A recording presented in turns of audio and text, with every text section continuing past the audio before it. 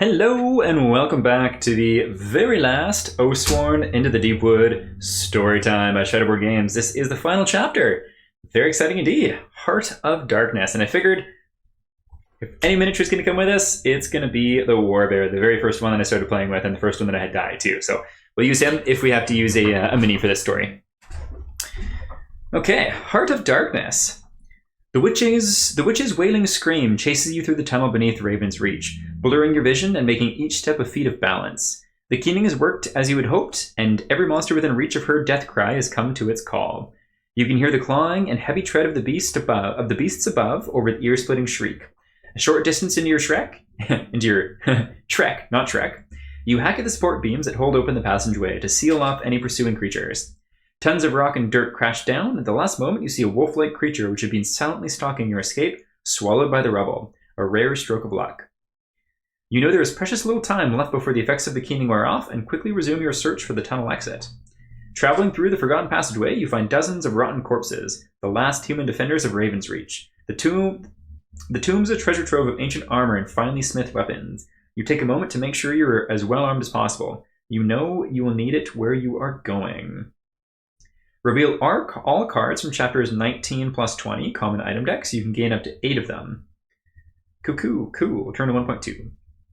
Ahead, a pinprick of light finally guides you toward an exit in the Deepwood. Emerging, you turn to look back at the fallen fortress. You can no longer hear the witch's screams, yet a sea of flesh and fur and bone continues to wash over the crumbling stone walls, clawing and snapping at one another in a desperate attempt to answer the keening summons. Somehow, its effects have not yet worn off. Still, the beasts howl and cry out in a cacophony of death that words cannot describe. Suddenly, there's a clap of thunder, and you see a line of trees in the distance topple over as the doom of Bastogne emerges. I was wondering if they would come back. Its storm-gray form barrels through the fortress's eastern wall, pulverizing defenses which had stood for untold ages. With the gargantuan beast's appearance here, you know the way is clear into the Heart of Darkness. You must move now.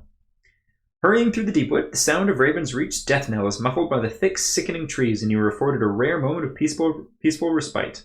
Just days ago, nearly 300 soldiers departed Varun, and now only you, a single free company, are all that remains. One free company and one last chance. A few hundred yards later, you arrive at a small clearing and see the Heart of Darkness before you, like a black scar gouged into the earth. Sharp pains quickly begin to stab along the length of your arms as you approach the deadly cavern. That's from the plague, I'm guessing. As you look down at them, you find the black spots on your skin have begun to sprout and spread. Somehow, this place seems to be hastening the effects of the plague. You've seen what befalls those in later stages of the disease, and the thought sickens you. You suddenly feel weak and drained of hope, but you know you must find a way to hold it together long enough to complete your journey. Set the plague stage on your free company sheet to 3, which is as high as it goes. Turn to 1.8. There's Heart of Darkness artwork there too. Creepy, very cool. Standing at the precipice of the cavern entrance, you share a look with your companions. There is no turning back, not for any of you now. Varun's survival is in your hands. Lighting your ember torches, you take your first steps into the Deepwood's heart. Your torches barely hold back the encroaching dark. What little illumination you have falls upon a path of overgrown roots and jagged hunks of amber buried in the dense soil.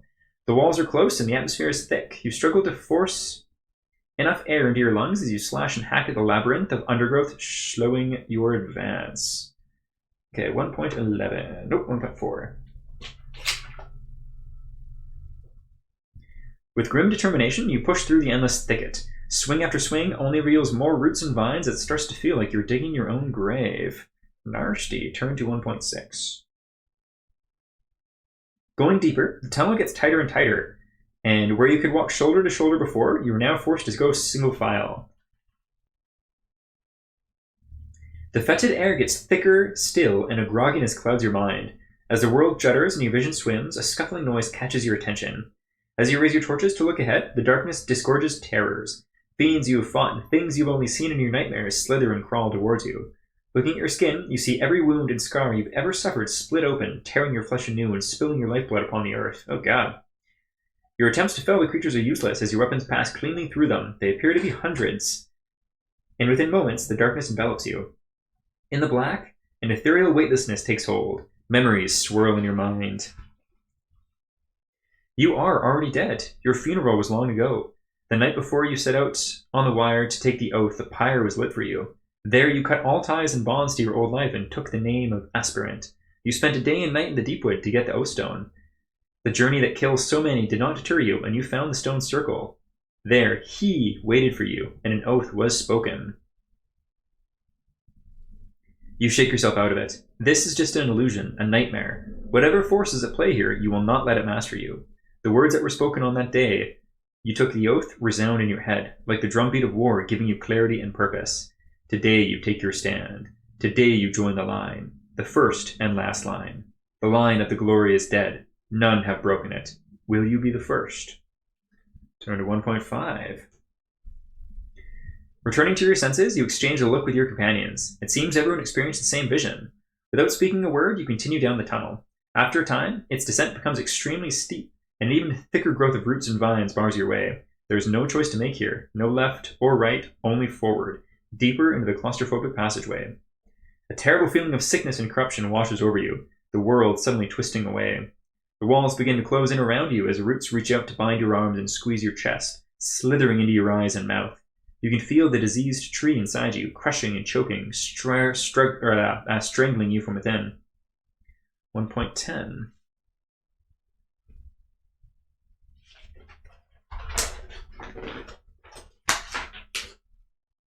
Again, the words of your oath come to mind. We shall not break. We join the line. We answer the call. We will stand and die, yet death will know our name. We are Oathsworn. 26 words that now define you. Together they draw you back to the surface, and you gulp air. The tunnel is as it was, the vision passing. As you look ahead, the tunnel has come to an end, and a vast cavern now lies before you. That sounds like a boss room! You step into a massive domed cavern of packed earth and root. Great pillars as thick as the deepwood trees rise from the floor and mingle with the dense network of vines which support the ceiling. A soft amber glow runs through their veins, tracing the walls of the cavern and running along the ground. The amber light pulses with the rhythm of a heart beating deep within the earth. This is the epicenter of the tunnel system, the heart of darkness. Further in, you sense something moving, something big. You cautiously advance, holding your torches high to glean a clearer view ahead. What you see stops you in your tracks. Partially submerged in the earth and bound to the cavern walls by dozens of thick pulsing roots, slumbers a colossal being. The massive figure judders and writhes as though afflicted by nightmares. The portion of the creature not buried beneath the earth must be twice as large as anything you've ever faced. It was clearly an edendry once, though it was now swollen to gigantic proportions, warped and twisted. Every root and vine in the cavern leads back to this creature, forming its own prison. Finally, jutting from its chest is a huge amber boulder, which pulses in synchrony with the veins on the walls. Looking closely, you see something move beneath its glassy orange surface. Magnificent, isn't he? An all too familiar voice asks. Turning with a start, you find Samil at your side, staring up at the slumbering giant. Turning your weapons to him, Samil merely smiles. Please. After all we've been through together, he smirks, walking through your weapons as though they were not there. You won't be needing those. Not yet, anyway. You must first learn why you wield them. Everything must happen in its proper time. I think let's ask who Samil is first. So 2.20.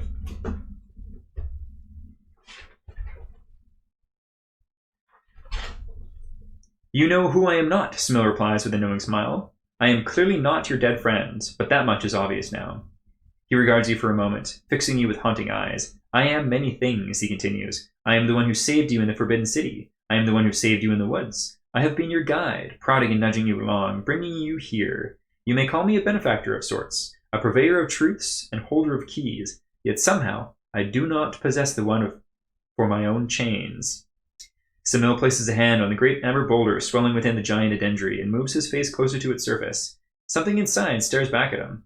Suddenly, Samil's smile evaporates and his eyes become black pits of hate. For eons I have waited here in the depths, remembered only by the land, barely an echo of my former self, left to rot in this prison, crippled, bound, broken. But no more, he says, his smile returning. Our friend here helped me find a way out. The most powerful lies are those laced with truth, and he desperately needed this one to be true. An expression of great pleasure creeps across Samil's face. He drank from the life stream, the witch light, as you call it, and the world died. An infinite stream of tortured souls flowed in, driving him utterly mad. Since then, every death has fed me, everything consumed or claimed, every broken sob, every nightmare, every dream of pain has found its way back here, allowing me to grow within him and the Deepwood to spread, a temple to the power of lies. Interesting.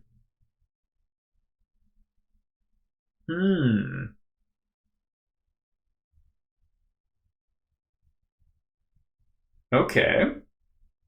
Well, let's ask who the slumbering giant is. 2.11. Your mind races as you try to make sense of it all. The Edendri had been right all along. The key to ending the plague, and even the Deepwood itself, lies here. But why did they not try to end it themselves? Oh, never mind. Turn to 2.14. Returning his gaze to the massive being, Samel speaks with a soft smile. Poor thing. He was once the father of an entire people, a king losing a war against the tree killers. He wished to defeat his enemies. So I told him how. I was but a whisper when he first came to me. Nothing more than a worm in the ear. I gave him what he asked for, though not quite what he had intended. I wonder if this got anything to do with the stone column from the previous, I think, chapter 17 or 18? Not quite what he intended. A smile broadens on Smel's face as he turns to you. Now he is the father of a much greater kingdom, he says, raising his hands to gesture at the entirety of the Deepwood. You suddenly remember the tale you read in the Watcher's journal. The story of the war with the Edendri over the Life-Giver. It said the Edendri were losing that war when the madness came, wiping out their city, and in its death throes the Deepwood followed. If what Smil is saying is true, the massive Edendri buried beneath the earth here must be the cause of it all. The names Sunari and Karnas resurface in your mind. Were they mother and father to the Edendri people? If so, then this must be Karnas, the progenitor of the Edendri race, and apparently the source of the Deepwood as well. Everything leads back to him. Would killing this giant creature spell the end of the Deepwood? Perform a spot check. 2.4. I have a feeling Samil is still playing games with us here, whoever it is. While Samil is busy talking, you assess the giant slumbering Edendri to gain insight into what kind of combat threat he represents. He may be immobile now, but his massive arms could nearly reach any point in the cavern, and its body is well protected by thick bark plates, which look like they can turn aside any weapon blow. Looking closely, however, you find small gaps in the armor where a well-placed blade could pierce the fibrous flesh beneath. A corpse-killer stench of rot exudes from the creature, and unlike the Edendri you've seen, Karnas is covered in undulating pustules and fungus. Should he face the giant, he would surely be facing his bioweapons as well as his immense strength.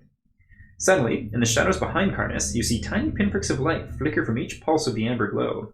You do not recall seeing them when you entered the cavern, but standing there in the darkness are dozens of Deepwood creatures, silently waiting command. The situation makes you uneasy as they unblinkingly stare back at you. Could Samil be controlling them? Reveal the special rule board. Cool. So we have asked Samil who he is. Let's go to 2.11.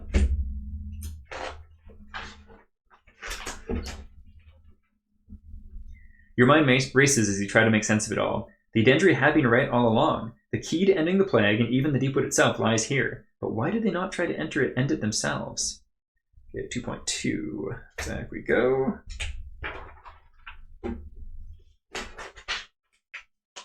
Thinking back to your time in the Witchwood, you remember the power of the spores the Edendri used to enslave others. If this creature is truly Karnas, the father of their race, perhaps the madness within the cavern would overtake them as well.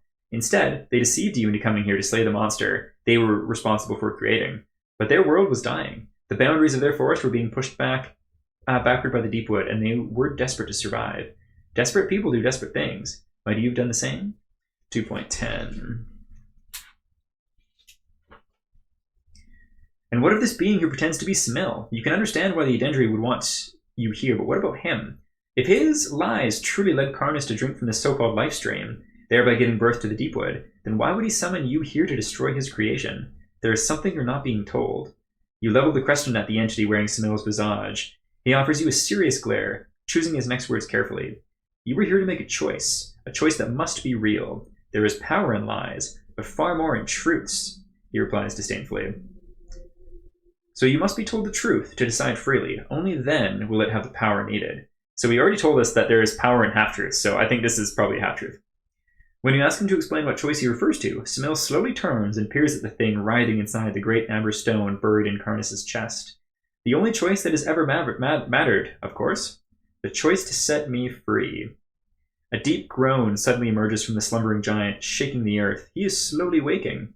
At the very same moment, you hear the scrambling sound of the great horde returning from their feast at Raven's Reach. They will be upon you soon. You have a few precious moments to learn as much as possible from the being disguised as Samil. Turn 2.13. You only have time to ask 4 questions. You must ask each question only once, then you must make your final decision.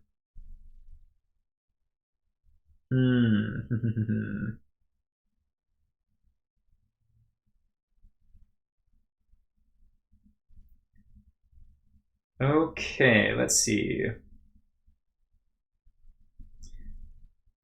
Use a token here just to show how much we have. So we have ask Samil what will happen if you release him. Ask what will happen if you refuse to release him. Ask why your choice would matter. Ask why Samil chose your free company. Where the plague in Rurum came from. If Samil can control the coming horde to give you more time. More information on who Samil is. More information on Karnas's weaknesses. Let's go with who Samil is. Yeah, 2.8.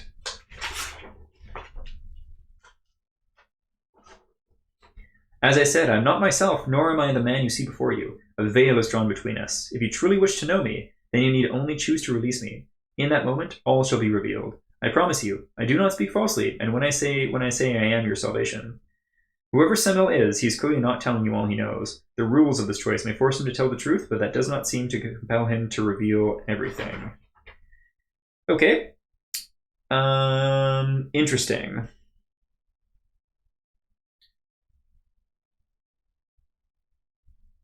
What will happen if we release him? 2.5. Ah, the right question, he smiles. You came here searching for an end to the plague, but I can offer you a far greater prize. Samil steps closer, his face inches from your own. If you release me, you will bring an end to the Deepwood itself. A wide grin spreads across his sinister face, letting the revelation hang in the fetid air. You see, I am imprisoned inside our slumbering friend here, he continues. Yet, with just one simple death, I can be set free. His death. Kill Karnas, set me free. Without him, the plague will lose its potency, and the Deepwood's expansion will cease. You will save your city and its people. The world could be reclaimed, and I would once more walk free of my bonds. A look of intense satisfaction crosses Samil's face. He did not explain who it would be who reclaimed the world. Of course, you must give your own lives to set me free, he continues nonchalantly. But you already knew that, don't you? He is right. There is no scenario where you envisioned walking out of this alive. In fact, the moment you contracted the plague, part of you heard the bell toll in the distance. Now it thunders in your ears. So that was the right question, hey?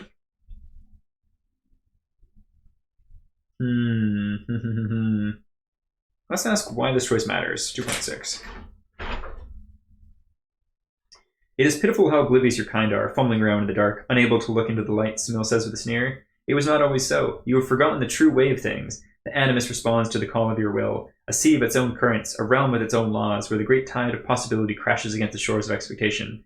A reality where unbounded choice reigns over all. The secret to the veil, the key to life again. All is prepared for you. The door cannot be opened from within, but you can open it from without. Interesting. 2.13. So that was 3 questions.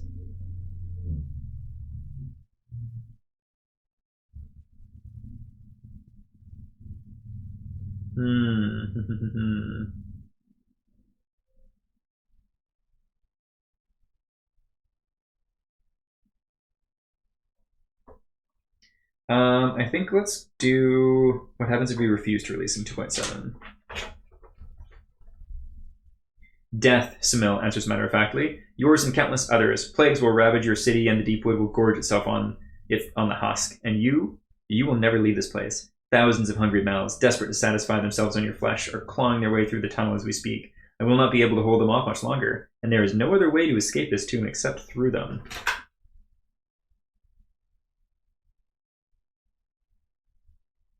Interesting.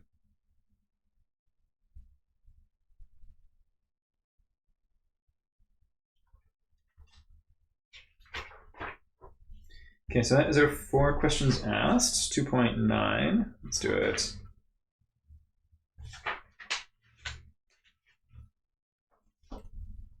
The roar of the horde of beasts stampeding down the tunnel grows louder. Rushing to the cavern entrance, you desperately hack at the stone and dirt and roots, collapsing the tunnel. Oops.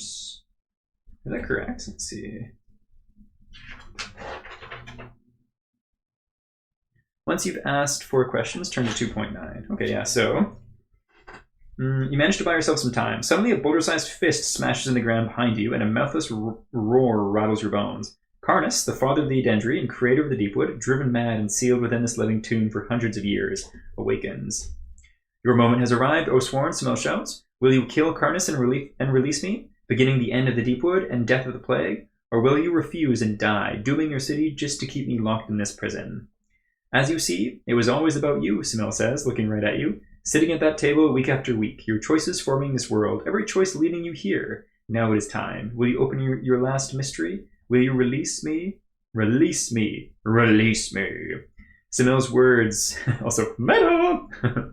Samel's words boom through the cavern, shifting and warping the very fabric of reality. The walls appear to stretch and twist as you desperately search for more options than the one Samel presents. You find none.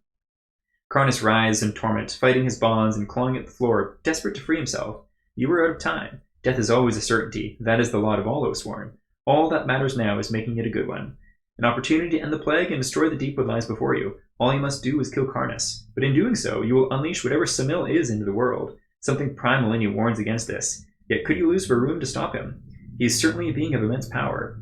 If, with one lie, he could cause the breaking of the world, what would he be capable of free of his bondage? Could losing Varun mean saving the rest of the world? You look into Samel's eyes, seeking any sign of humanity, some reason to console you if you chose to free him. Yet he is not hiding himself from you now. His eyes are black pits, and in them you see only death staring back at you. The cavern falls silent as the world teeters on a knife's edge. Kill the mad dreamer to release Samel, ending the Deepwood and the plague, or keep Samel bound, dooming Varun to the plague and preserving the Deepwood. I think with this opportunity, this is pretty nuts, but I think I might actually go with...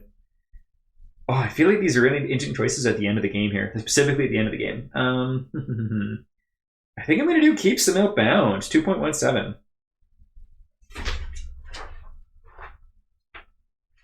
Sealed is something that we will add to our sheet. Done deal.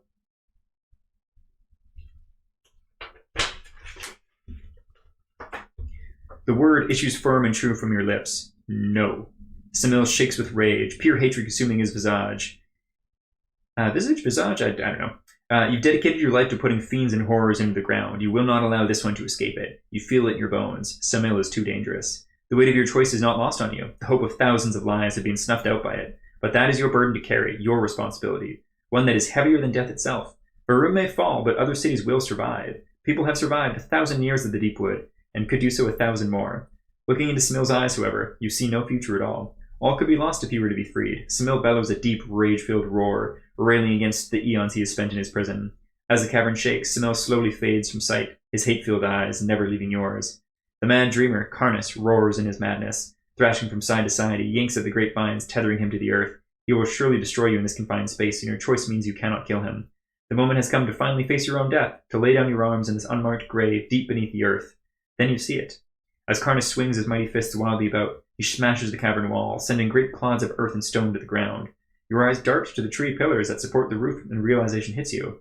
If you cannot kill him, the next best option is to bury him. If you can injure the ancient Edendry Lord enough in his rage, he may bring the entire cavern down on top of himself. You will bury yourselves along with him, but at least this sacrifice will stop anyone else from being drawn here to Samel. You could seal his prison for good. The thick vines chaining Karnas' right arm suddenly snap. He is breaking free. Towering before you, the great antlered head of Karnas rolls forward, fixing his large mad eyes upon you. The time has come to fulfill your final oath. Dun-dun-dun-dun! Okay, well, let's ask the final question of this game. What's in the box? This is a huge box. It is heavy as heck. Oh, diggity dang. So I did take this out and look at it before, but now with the actual understanding of what it is and everything, pretty freaking cool. That is huge. So then it goes like that. Oh, so it does have the arm free too. Yeah, what a massive miniature. I can't even get it all focused in the camera there.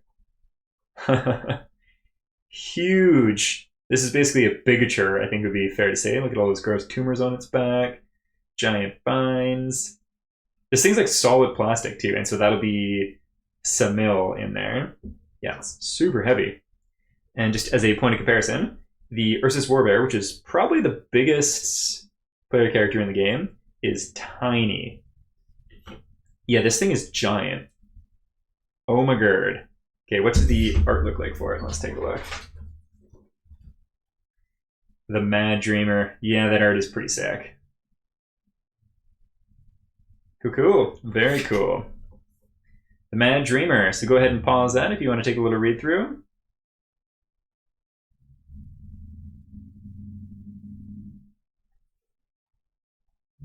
Giant rats, flying maggots, and web weavers. Cool. So we actually do get to use a whole bunch of other minis from it, which is pretty sweet. And there's no items or anything here, so let's take a look here.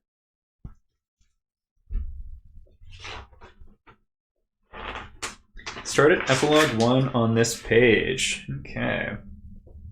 So we have Sealed. Turn to Epilogue 3. Karnus roars with rage as your free company attacks him with everything you have. The giant Adendri slams his fists again and again into the floor, the walls, and the ceiling. Working together, your form is flawless. Waves of creatures crash upon you, only to be turned aside by deadly swings from your weapons. When one of you is threatened, another dives in to protect them, saving lives and ending others. The cavern is a carnal house of corpses, rotted vegetation, and chaos. Waves of energy, the color of witchlight, pour from the many wounds across Karnus' body. Yet his immense frame holds strong. Gnashing teeth, razor-sharp claws, and murderous eyes bear down on you in the hundreds. It's a never-ending tide of death. You need to end this. Diving beneath Karnus' sweeping fist, you come up beside one of the writhing tree-like pillars holding the ceiling aloft. This is your chance. You throw your weapon to the Mad Dreamer and scream a challenging roar. Karnus rounds on you, sending a great sweeping backhand racing across the air. You dive aside as, at the last moment, his fist barely passing over you, smashing into the great pillar. The tightly twisted vegetation buckles and breaks beneath the incredible force, fracturing the pillar in two. Turn to Epilogue 6. Okay. You land heavily a dozen feet away. While you were desperately trying to suck air back into your lungs, a twisted beast of fur and fangs pounces on top of you. Without a weapon, you resort to slamming the beast in the face with your bare fists, teeth flying. Teeth fly, but the thing is undeterred. As it unhinges its jaw, so like a snake, to engulf your head, a weapon pierces the creature's skull, the blade jutting from its mouth. The corpse slides off your chest and your companion's hand replaces it. Gripping tight, you're helped to your feet. How many times have you saved each other on this journey? Using one of your last precious moments, you meet their gaze and nod to them in thanks one last time. Looking up, you see the pillars begin to fall as the ceiling bulges. Snaking vines and roots begin to snap, and the world crumbles as the sky falls. Karnus rages against his bonds as a deafening scream bursts from the amber stone in his chest. Samil has lost, his plan thwarted. He will be sealed in here along with you. The Deepwood will live on, and the plague will take its toll. The world will call you failures, but if they had only seen what you saw in Samil's mind, they would think otherwise. As tons of rock and earth crash down, you think back to the Avi prophecy. They warned a choice would lead to either darkness or death. You know now, you chose darkness. Before you draw your last breath, you find peace in knowing you made the right choice. Darkness or death? Interesting. This is the end of Oathsworn in the Deepwood. Tell me your final campaign score and how you'll be remembered. Just count the number of knockout track in your free company sheet and go to the journal page to correspond to your number. Knockout track. We have 4. Page 27 in the journal and inverted. So things like this are so cool. 27 in the journal and inverted. What does it say?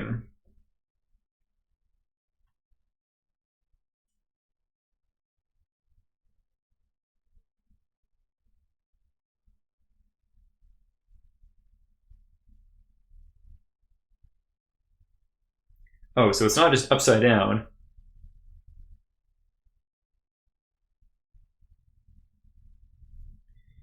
It's also backwards. You are remembered as the...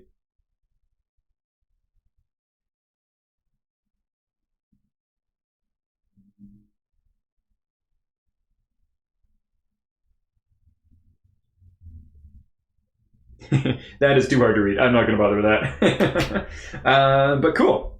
Very cool. Fun secrets. Use a mirror or a self-facing camera on your phone to read. Yeah. And I'm using my phone to record, so I'll do that after. Sweet. Well, final thoughts on the stories? Pretty good. I do think that there's a lot of illusion of choice in this game, like more than I would like. And although the threat of the plague and such was very valid, it wasn't until the very end where like choices felt like they mattered, and it really felt like there was stakes. Well, I guess like kind of the beginning and the end. So I think a little bit more stakes would have really gotten like ran the story home for me. I think the writing was really good, and the overall idea of it was excellent, and the world is fantastic.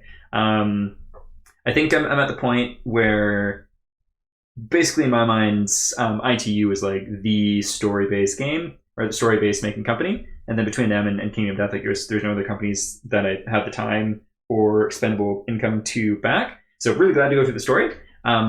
And I'll definitely keep my eye on the second Oathsworn, but I'm 99% sure that I won't be backing it personally. And heck, this is also just reading the story rather than playing through it. I'm sure I'd have much more connection to it if I was actually playing through. But all in all, really cool. Glad to go through it, and really interesting and cool world. Like there's also a lot of cool little mysteries that they left open. So Adendri, we got some information on who the heck made the weird fleshy tentacle monster monstrosities that were man-made. Who is this other faction of people that Samil was speaking with? Who is the strange non-human guy on the mountaintop and stuff like that? So questions like that are awesome. And I love the fact that although this is a complete saga, there's so many questions and the world is still much bigger. Yeah, so while I've got some gripes here and there, this is a fantastic game. That's for sure. So yeah, on that, thanks for joining me on this journey into the Deepwood of Storytime. I think I might try to do something similar to this for Aeon Trespass once Cycle 1's done, of actually Cycle 1 maybe using the narration app too, and have it like a little bit better looking than what I've done for this. But yeah, really glad to be able to enjoy this game, and I'm probably going to sell it, I guess, now, because it's taking up a lot of room on the shelf. But thank you for tuning in, much love, and we'll catch you next time. Bye!